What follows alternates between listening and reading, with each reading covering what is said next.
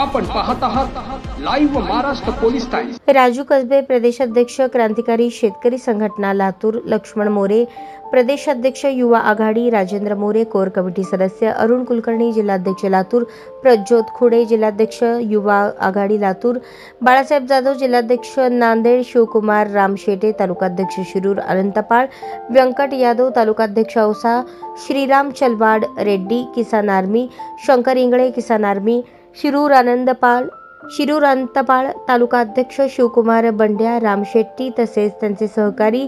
Sanjay Kumar Wadje, Sharad रामशेट्टी, Vijaykumar साकोळे, Shivakumar होनमाळे, Suryakant Sontakke,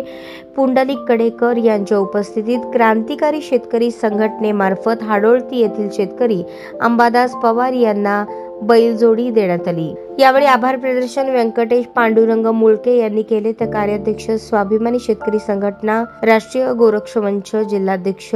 Latur.